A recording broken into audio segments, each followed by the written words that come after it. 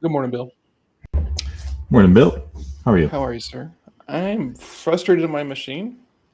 I All know. my all my connections, like I think my one of my ports on the back of my monitor is a little bit off. So like I got in here 10 minutes before go time. Needed to reset, needed to just like change from my gaming setup to this, which normally takes less than a minute. Nothing was working. So Ugh. we're late. Yeah, nightmare, nightmare. I don't know if it's a That's port issue. I don't know if it's a cable issue, but it needs to be fixed. So I'll be working on that today. good thing you got some Monday time to do that, right? Exactly. Right. Things are gonna get in the way. So might as well just have time to take care of those things as opposed to just expecting them to not get in the way and then being frustrated when they do. Exactly. Exactly. Which, as you were battling with that, I was Hmm. taking notes for my week because I hadn't really set my goals yet for the week. Like I know I've got stuff and I've got stuff on the calendar, and the Yeah. week's gonna happen with or without me. Hmm. So I was like, you know what? I have not even thought about how I'm gonna attack this week. So That's fair. I'm gonna do it Sunday nights. I just didn't do it last night. Did something get in the way? Not particularly. I'm trying to think what I did last night. Clearly, there was nothing like. No, I just didn't do it. I don't know why. It's crazy. Okay. So I had a very restful weekend though. I spent a lot of time sleeping and stretching and refilling the pantry with good food and stuff like that. I really needed like some. It was a restorative weekend. Nice. Today was going to go one of two ways, right? So my friend Mike is a professional poker player, and up in Choctaw, up in Oklahoma, they're having a series, one of the World Series circuit events, and so he was in town, and today was going to be the final table. Mm, And I just have a tradition. He normally goes very very deep in these tournaments, and so if he makes a final table, I just go up there and kind of it's called railing him, right? So you're standing on the rail, providing moral support and everything else like that.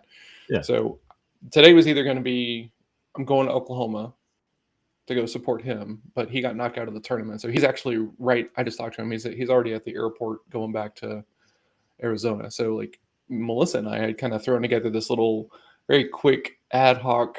If I'm going to go up there, they'll go with me. There's like a bunch of cool stuff for them to go look at and stuff like that. So Hmm. since Mike is already at the airport, there's not a whole lot of reason to go up there and do that this time. So won't be going to Oklahoma today, but Gotcha. it's all good. Gotcha. Cool. Good Well, morning, Mike Tao. hello, Mr. Tao. It would have been fun. It's one of those things to where, like, with the dog, with it being 90 minutes away and stuff like that, it would have been cool. It would have put a lot of stress, but it's Round all trip good. for Next sure. time. Yeah. Next time. So, Cool. Good deal. for this week for myself, I plan to continue the 5 a day Hmm. because that's working out well. I got a response off of one of the ones that I sent actually Friday afternoon, right? So no, I'm sorry, I sent that I think on Thursday. So I sent it on Thursday. They replied on Friday. We're now in some back and forth marketing agency owner. But yeah, really cool conversation so far. Great. And this week I'm onboarding a new client. So I have 2 sessions with them, which is going to be awesome. And then I believe, yeah, I might be onboarding a new client this week as well as doing a live CRM build. So Okay. if for like a local commercial real estate group. So if that happens, it's gonna be an incredibly busy week. I'm probably not gonna have a whole lot of extra ability. I think it's just gonna be about just making sure both these people get on board in the right way, expectations are set appropriately, and everything else like that.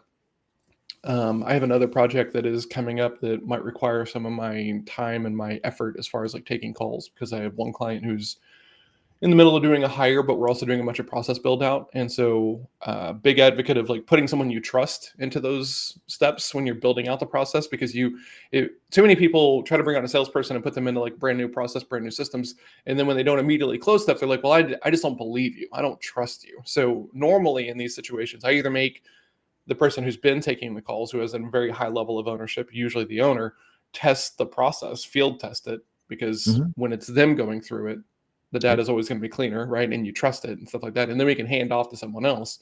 But once we baseline kind of what normally happens there.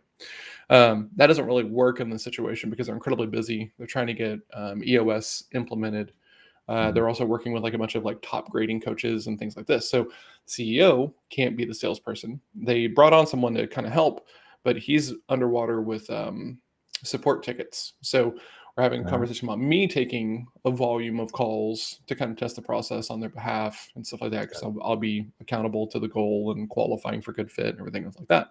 Yeah. So that's an interesting conversation. We might be going from like second gear to like eighth gear very, very, very quickly, which will be exciting and also terrifying in the ways that it always is. Yeah, that's a pretty big skip of it. They're trying to do a whole lot, it sounds like. Well, this is all 3 different clients, but yeah, that one client is in the opposite situation of what we normally see, right? So normally, I see these owners who don't have a lot of revenue on the books, don't have a lot of client growth on the books, and so the salesperson is like coming in at a breakneck speed because it's like, I almost need you to keep this ball in the air kind of thing. This situation is completely different. Like they're flush with revenue, they want to do it the right way, so they're moving very slowly to make sure that everything is done the right way, which I can appreciate. But there's also drawbacks to that. Like moving that slow is sometimes frustrating. So yeah, that's all going to be a lot, right? And so then this makes me, kind of concerned. How much can I prospect? How much more can I do and stuff like that? So it's kind of a weird spot. And this is what makes my business a little bit difficult, because these projects can get very deep and they can take up a lot of my time, as opposed to everyone gets an hour kind of thing. Yeah, it is. It's very interesting. So do you still work in a specific amount of time for yourself, if not every day, but each week, to continue to do that stuff? Like your own prospecting and your own follow-up? And so it kind of depends, right? If I'm taking calls for a client, I'm onboarding, one of these clients is going to be a little bit of upfront work. We're building the CRM, and then I'm just kind of hanging out for a little bit to kind of make sure that they all get onboarded, that they all understand it and everything else like that. That's not going to be like lasting effort. It just might be a couple of weeks of like a whole lot of effort stacked on top of each other. 2 other clients are going to be ongoing projects. So there's no real end in sight for those things. So the more manual it is, the more I need to fix, if that makes sense. Right. But like, for example, you're doing your 5 a day. That is an example of kind of what I'm talking about. It's like you still have this time committed to continue to prospect for yourself. And so like, because I remember we used to talk about pipelines on V1 of this show, doing this, right? So, yeah. So Michelle. Well, so if I don't keep prospecting, right, and let's say one of these 2 projects doesn't go the way that I want it to, right, and we end up parting ways. If I have nothing else on the pipeline, there's going to be 2 things that are going to happen. One is I'm not going to feel as strong about standing my ground where I need to stand my ground if those situations apply, and they normally do around sales, because some people need to really have their views challenged, just because they don't have the experience, which is not a knock against anybody. So sometimes these things don't work out. Sometimes that's okay. The needs change. That's all right. So doing the 5 a day takes 30 minutes. It takes me 30 minutes, partially because I know exactly what I'm doing. I'm using my own framework. I know it. And I'm not concerned with like trying to maximize like getting an appointment from every email I send. I'm trying to get the right meetings, which is something we've talked about. So if I don't continue to do that, and let's say that it's 3 months from now, 4 months from now, one of these clients leaves and I go to replace them. If I don't keep that thing continuing, I'm then going to have to like spin it up and spool it up right then, under pressure, under duress. Right. Not in the best mindset. But if I'm busy, which I am, and I'm about to be busier, and I'm still prospecting, and John, I want to work with you. Oh, well, maybe let's talk about it. Yes. Right. It automatically puts you in that more skeptical point of view because you're busy and you're not willing to take a bad client, and you're going to vet completely to make sure it's a good fit. So at a minimum, the 5 will continue. So that's great. Good to know. So speaking of putting in the work, Michelle, thank you for sharing. That she's expecting results, but she hadn't been putting in the work. Yeah. So go get it. That's awesome. Go get it. Yeah. Very cool. Yeah. This is such a weird thing because I have the curse of knowledge. Mhm. The only difference between a cold call and a warm call is how you feel about it, Yeah. right? Because just like we've been talking about the past couple of weeks, like people don't want to send cold DMs to generate business, but that guy needed something. He needed just a little bit of help, and he had no problem making that reach out, asking a couple of questions, getting the thing. We talked about this on the show. Cold calling is the same thing, right? If you're calling with an intention, I got to sell this person something. Yeah, that's going to be uncomfortable. I'm uncomfortable for you, and I'm not even making your calls. But if it's like, hey, let's see if a longer conversation makes sense because this is what I do and I might be able to help you. And if you're not dealing with this, no worries, right? If you don't want to look for a house at the top of the market, if you don't want to sell your house at the top of the market, I understand completely. No harm, no foul. Should we talk in the future? Right. Right? The only thing that makes that difficult is how we feel about it. So Yeah. I feel Confidence. you. I feel Confidence you. is way, But way. just make yeah. This is the hardest part. Like I wish that I had just like a pill that I could just give people and I they'd be know. like, Well, you know what? it, I'm fine now, you know? yeah, well, it's the instructor in the plane who has to push you out of the plane for people who've never jumped out of the plane before. It's like Yeah. once you get out there, it's fine. It's fine. Yep. You got to shoot. You're good. Everything's beautiful. But coming off the edge of that plane is just, even if you know it's going to be okay, it's hard. I have never made a cold call where I have put where I've been a human and like, hey, does this make sense? Would a longer conversation make sense? I've never taken that approach and been cursed out, hung up on, or yelled at. It's never happened. Now, if I show up just trying to get my needs met and I'm talking very quickly, I'm uncomfortable, I'm putting on commission breath voice and all this other stuff, those are the moments when I get, cussed out, hung up on, and stuff like that. So just be real, just be honest. Hey, this is a cold call. We've never spoken before. And if you want to hang up, I wouldn't blame you at all, but can I take 15 seconds and tell you why I'm calling? Yep. Right? You're asking for permission. And here's the thing. This is the if nothing else makes sense. If you show up and you ask for permission and they're still an idiot, they weren't working with anyway. I promise, right? Because there's other people who won't be assholes when you call them. And there's all this stuff on LinkedIn about these like sales leaders who are being called by SDRs and BDRs who are just ripping these people to shreds, right? Those people's like leadership capital is now in jeopardy because yeah, if you're a terrible person, you're a terrible person. You treat people like crap. So if you show up and you ask for consent, you're being, hey, can we figure this out? Can we work together on this? And they're still adamant or terrible. You didn't need them anyway. Yeah. Yeah. The difference is if that was for some reason was a connection referral, like a traditional warm lead, Mm-hmm. and they weren't a jerk to you then, but the first time something went wrong, they would be a jerk. That same person. Absolutely. So you don't want them anyway. Absolutely. You don't want them anyway. For So sure. Right. Especially with you're looking something for like cool real people. estate. You're looking for Yeah. cool people who fit your model. That's it. That's it. You're looking for alignment. Mhm. Right. And the more clear on like what that lane is, right? Because while we all have the ability to work in this lane, like this tightness of the lane, when you know this, oh, that's where all the greatness is. That's where the anxiety falls away. That's where the reluctance falls away. That's where everything falls away because you're not trying to talk this lane into this. This feels like sales. This is uncomfortable and anxiety, even for me. And this is all I do all day. When I find this lane, man, it's Huh. crazy how it happens. It's like shoomp, everything drops away, and I'm just looking for people who fit this kind of characteristics and everything. And if you don't, no concerns. Just save me some time and be open and honest with me and let me get out of your hair. Yep. Confidence through the roof. Yep. I mean, and it's weird because like people talk about confidence and stuff like this and it gets misinterpreted. I used to misinterpret it, right? I would show up and try to be heavy handed with like a gatekeeper at the front thing. Hey, is the doctor in? Yeah, he is. Okay, now what?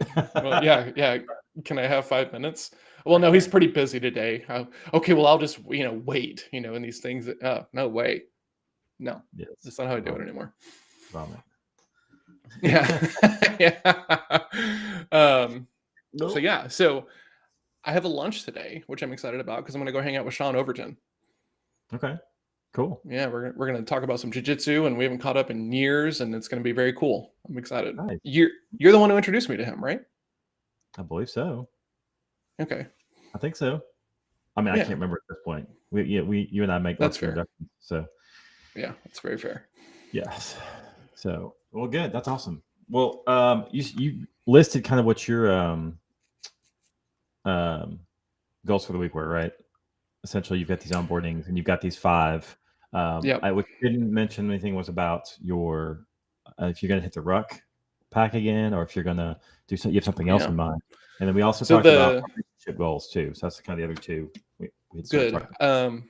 I had a very uncomfortable conversation with my daughter on Friday evening, and so that was kind of my goal to have these Ah, conversations that need to be had, but I've been kind of avoiding and stuff like that. So I had one 2 weeks ago with a friend of mine I've not spoken to in probably 10 years. Had one with my daughter yesterday.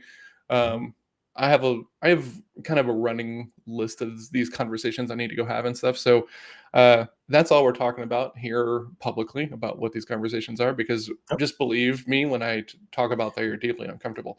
So just for myself. So yeah, 30 minutes a day. Going to be doing a mix of the ruck walk. The whipper was actually a really great thing.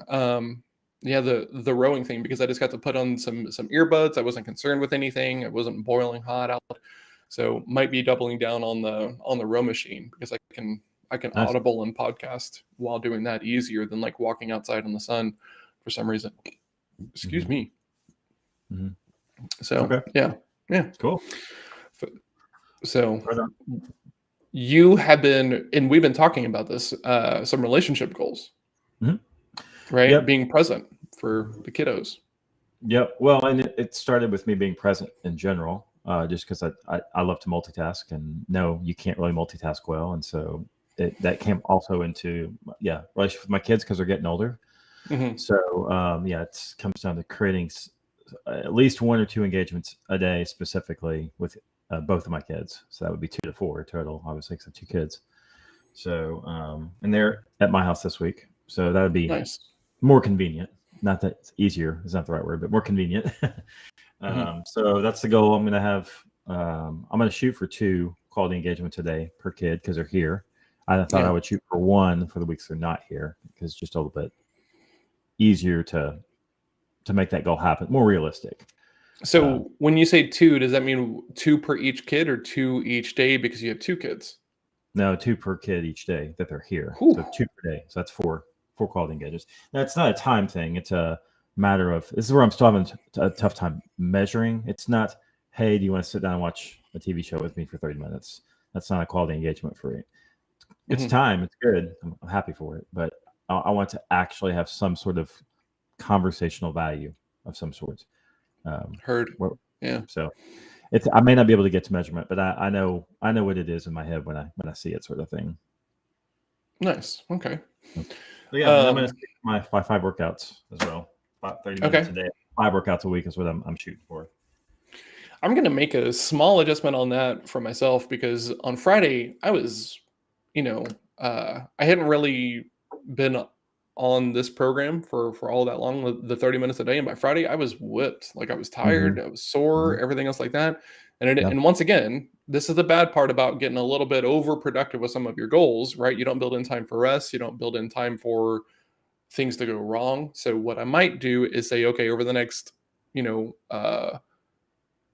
7 days, I need to work out 5 times, right? So that way, if like Friday gets busy or something else like that, right. I can do it on Saturday morning, or something else along those lines. So because Totally. it's about doing it the consistency. It's not about like destroying myself at the Yes, in the name absolutely. of being productive. Yeah, So absolutely. Because I was at 3 days a week for a good while, and I just wasn't pushing myself. I had stalled out, so that's why I moved it to 5 mhm. because that's doable, and it challenged me last week. So, and it's 5 and 7. Yeah, Okay, but I yeah, did the same thing. I skipped Friday because I was just my body was just over it. So I was like, you know what? hmm, I've still got 2 days left for one more workout, so I got it done Saturday. nice. Okay. Yep. Um, do you want to talk about the other thing, the work thing, Sure. your Yeah. work thing? Okay, Yeah. go ahead. Well, which part? Cue me up. There's lots of things there. uh, so okay, so are you fully onboarded now because you've been there for the first month, so now you're just in the role? So first of all, what happens there? Like, are there meetings that drop away so you have more time, or like do the expectations shift? Do you have KPIs that you have to be going over? Because like, once again, this is one of those things that like in a sales role, I can start to build these KPIs as soon as I have a goal and I can figure out some like low hanging fruit. But with a role like what you're going into, it's not as clear. It's a little bit It's more murky. So murky is a good word. It's mhm. still murky.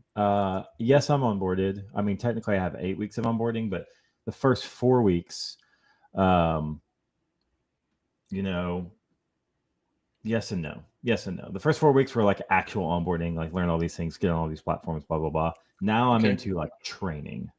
So I'm watching roger lots of that. calls of other people Okay. doing the work, Mhm. and discussing that with other people and things like that. So yeah, so yes and no. I still, the role is to build out a certain area of the business with something else that they have just for a new audience. And Mhm. so until we actually have our offer available for people to take, it's not really, we can't take clients, which means I can't step fully into the role to manage a team and service clients and things like that, right? Okay. So, Interesting. and Um, I'm just missing. I'm just missing. I may not be picking up what you're throwing down. oh, good. So Yeah, we just actually have a straight up. question here from Dylan that I think Mhm. is worth interesting, or which is worth a quick discussion, right? Can there be multiple lanes when each product has specific uses? Yes, absolutely. But what happens, right, is okay, so let's say for me, for Sherpa. Sherpa is our conversational sales process and the things that we teach people how to do. And we um like I know that it would be helpful for customer support, but we don't have the customer support modules written yet, broken out yet, and everything else like this. So while I effortlessly know that all the sales craft and conversational selling that I help people with is immediately applicable to customer service, if someone is looking for customer service and I'm like, well, I can help you with that, we can make this thing work, right? That's me muddying the water because I know too much about it and it's not clear for them. And so then what's going to happen is like, well, let's think about it. Well, that takes up a bunch of time, right? So same thing with like the leadership side. Like eventually we're going to have a Sherpa portion that develops leaders using the same kind of ideas that work on the sales side and the support side.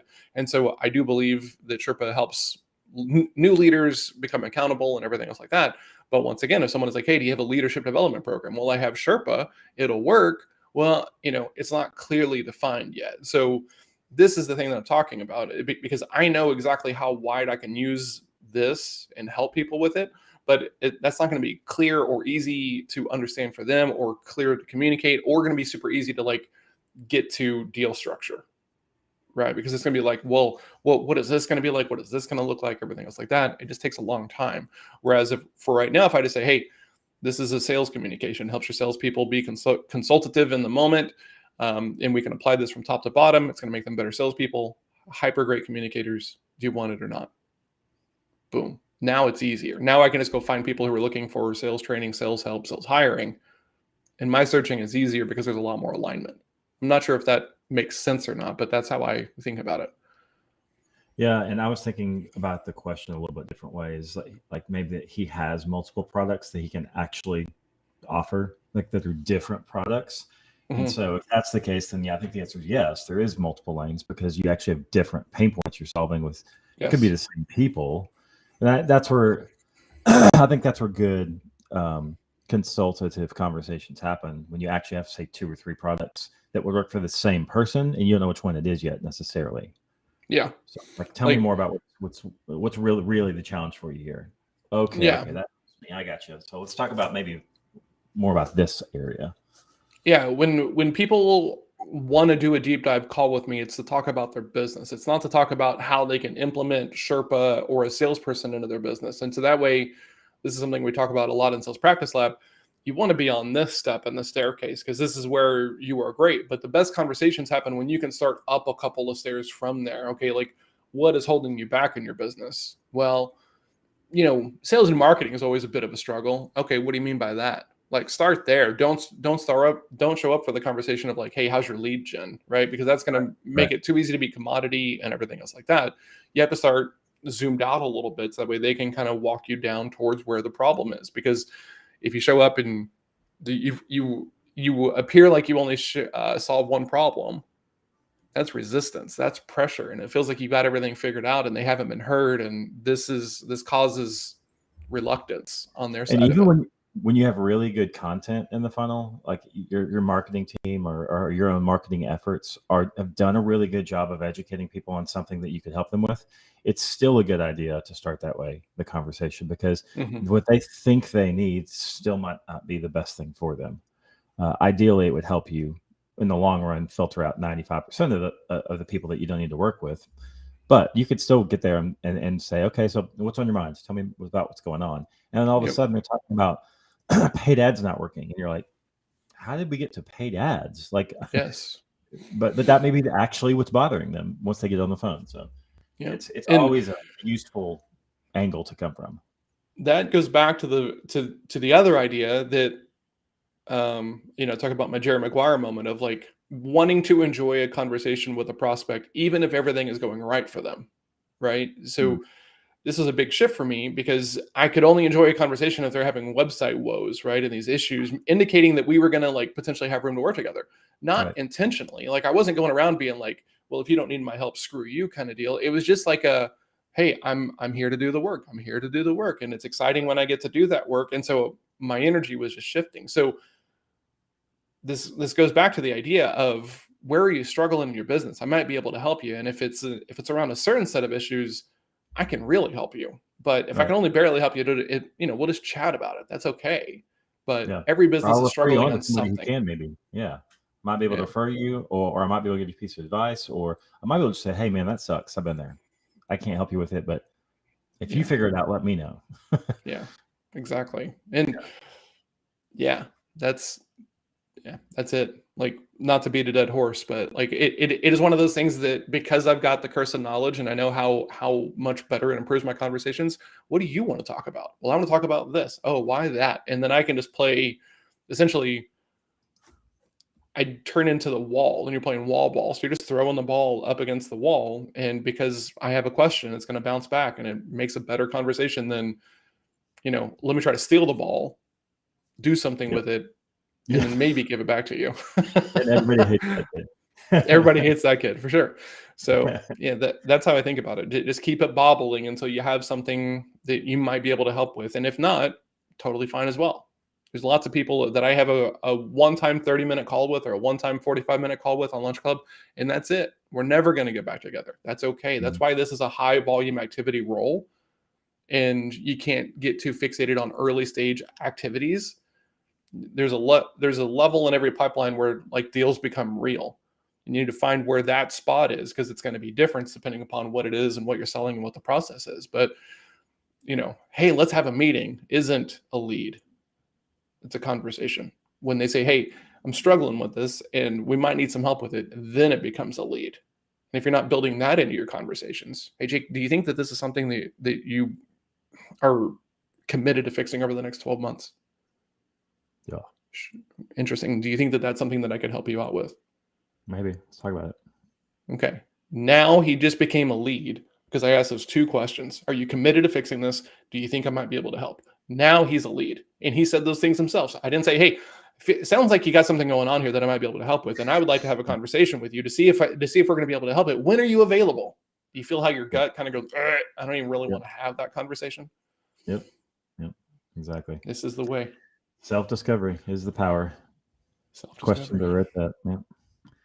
Yeah. So I bought the book, The Coaching Habit, yesterday. It is, Okay. I believe, coming soon. I'm excited to read it. I like all of a sudden my to read list has like tripled. There's this one sales book by a sales. I don't like this guy's sales content, honestly, but everyone talks about the book. So I'm Interesting. excited to go through the book, learn about it. Yeah, not a fan of him on his video content though. So we'll see. Okay. I think I'm going to struggle with being able to separate His faith personality from the and nuggets voice. in the book, but we'll Yeah. see how that goes. I don't know yet. Yes, Mando, indeed. Yeah. Let's and like I've read enough books in my time to go, that was their piece de resistance. I hate everything else they did, but they put all their best stuff in that book, and that's a good book. but I will never watch their YouTube channel. Like Yeah. it. So it's there. It's possible for sure. It was funny because like we were talking about it on TikTok. This person came on, was talking about their favorite sales books. They mentioned this one, and I was like, I've not read that, and everyone tells me that I should, but I don't really like the guy's content. And they're like, yeah, he's pretty harsh on his content, but the book is really good. Speaking Sweet. to the other thing, I'm kind of concerned about that for myself. Man, are we gonna talk about this? Wow. What? Okay. About you becoming? No. Well, okay. The thing that I heard you say was that they've written one book, and it was like it's kind of like the freshman debut, right? These are songs that they've worked on for forever, so they're nice and tight and polished. The sophomore Okay. album is going to be not as good and stuff like that because it's their first time to have to go into like a hyper creative mode and do something front to back in a contained thing. And when it comes to writing, I've got a little bit of head trash that I'm not going to come up with something interesting for or anything worth writing about for the second book, and then I'm Yes. going to try to force a fit. Sophomore slump, and then Head trash, everybody. I got it too. Oh yeah. I mean, that is tough, especially if you like writing, which you have developed a love for writing for sure that Yeah. I can see. Because I didn't always know you as a writer, and then all of a sudden you're like, I like writing, and then all of a sudden you're like, I'm writing a book, and then all of a sudden you're like, I'm writing another book. So it's like John's a writer now. What is up? That's awesome. So It was always there, just didn't have the ability to unlock it, I think is what it That's right. was. That's right. Well, I'm kind of noodling with this idea, right? Some of the best business books I've ever read have been told in a narrative format, which is very interesting because like as a C personality, I like science and facts and figures and just give me the data as clean as possible, right? Narrative has some pull to it, which is very interesting. So the next book that I'm working on, I'm trying to word that the right way so that way I don't get stuck under it later on, right? dabbling in. Yeah, exactly. Like it's already spooling up in my head. Yeah. So this book that I'm writing right now, we're thinking about, good Lord, the mental gymnastics to make sure I don't trap myself into something that isn't going to solve me. That's it. Yeah. Book I'm thinking about is going to be kind of like in this Lynchione kind of narrative kind of feedback. So that's true, Mike. Everybody loves a story. Dan talks about it. I laugh when people say they don't like business books that are in narrative, because everyone loves stories, period. It's just, do you like how they told the story? Do you like the story that they were trying to tell? Do you like the would you wish they had more facts and illustrations? But like, no one hates story. Like, we are a story, Yeah. So that's exciting. It's also terrifying because then it's like a real. It's so weird because Melissa and I talk about this all the time. That since it's a business book, she doesn't really consider me an author. Or I might be getting these labels wrong. It might be author versus writer or something like this. But like in her head, I am one but not the other because it's a business book, which I found to be very interesting. Not challenging in a negative way. But then between that, she's in the pantheon of book nerds, though. So like, oh yeah. So if anyone's gonna struggle with labels around that, it's her. Like, I got mad for about 30 seconds, and then I was like, okay. Right, like, okay, that's totally fine. This is just how some people are going to see it, right? So as opposed to being mad that she has it, it's like, oh, this is a view that other people are going to have, right? And it's true because like on Twitter, there are lots of people who are like, oh, you're self-published, you're garbage, right? And like, you wrote a business book, you're garbage. And it's just like, good old tribalism. There's always a way to kind of segment ourselves away from others. Man, it's so true. Like, even my girlfriend was like, have you written any books before? I was like, yeah, I've written several. I've actually ghostwritten a few. And then I've got, mine sitting over here. And she was like, oh, are they business books? I was like, yeah. She goes, oh, okay. Okay. So apparently I'm not an author either, even though I have like 5+ books that are published as the ghostwriter, but they were business books. So I'm not an author. So same thing. It's just, everyone has their own lens. They look at things. So. Whoa. Michelle is coming in 2 weeks. Now Monday is a party. Yes. Exciting.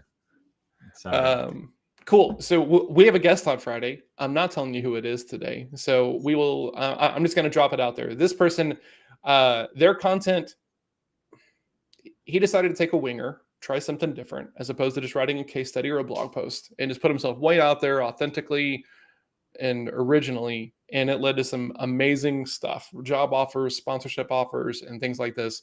And this man now works for a huge marketing firm because of their ability to think about content in a unique way. And so he's going to be joining us on Friday. It's going to be a very cool conversation about content and, not standing in your own way and how to get started and, stuff not to worry about. That's going to be on Friday. Very, very cool. Will killed it on Friday, by the way. That was such a cool conversation. Yeah. Yeah, that was awesome. Yeah, that was rad. Lots of fun. Yep. Yeah. Go back and watch that if you've not seen it. #team replay. Because there's, if you're still unsure that humor is something to explore in your content, go watch that video. Like, if you're unsure that content is something you should be doing, go watch that video. Just go watch it. It's so good. It is. It was a lot of fun. All right, man. Do you need anything today? No, I think I'm down in. So. You? Okay. Nope. I got lunch with Sean Overton. We've not hung out in many a year. And so we're going to talk about all the jiu-jitsu and all the business stuff. And it's going to be very, very cool. But yeah, so that's it, man. I'll see you in the morning. Nice. All right. Sounds good. Thanks, everybody. Good to see everybody this morning. Yes. Dylan, Mike, Michelle, Gabe, thank y'all for hanging out. Y'all are awesome.